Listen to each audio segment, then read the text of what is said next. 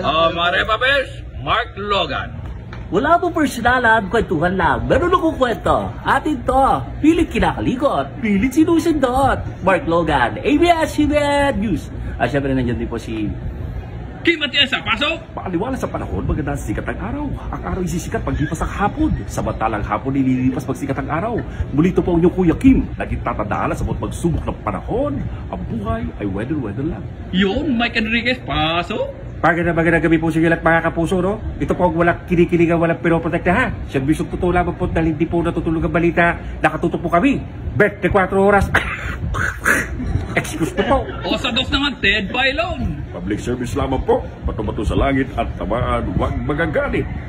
Ako po, ang patrol ng Pilipino, naglilingkod sa inyo saan man sa mundo. Ang Pangulo, Sino Pangulo? Duterte. Well, masabi ko lang, Tawa kay Sir Ben. Our Excellency, our President Joseph Estrada. Ay, Joseph pala. Ayun. mayroong araw po sa inyo lahat, mga kababayan, sa mga kababayan ko sa Batangas, sa mga alagad na sining, lalo na po sa mga veterano at mga baguhan. Ako po yung saludo sa inyo, lagi nyo tatandaan, walang kabayaran, walang kubare. Kapag nagpa-painting, singilan nyo ng hindi libre. Yung Salamat. Pangulong Duterte. Well, kanina naputol tayo, no?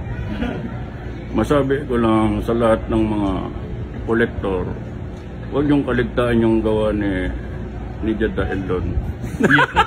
Noy Aquino. Ay, Noy, oo. Benigno Aquino Jr.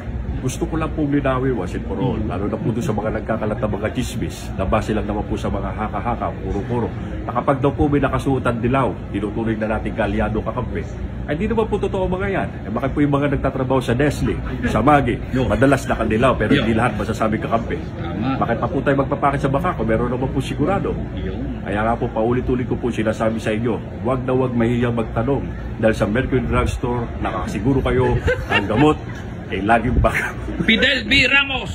Wala kasi stay at Mabuhay Philippines 2000. Walang tutulong sa mga visual artist kundi si Sir Mer at si Sir Joseph. Ay, sir, ang idol natin si Fernando po.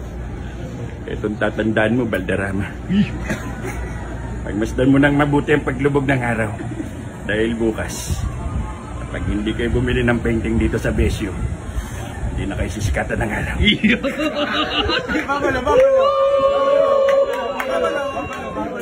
Babalaw. Wow! Yun sinasabi ko sa inyo eh. Ha? Alam nyo, kung tatangkili kayo ng painting sa mga Batanggay nyo, artist kayo bibili eh. Ha? Matindi to. Ha? Malapit to eh. Wow!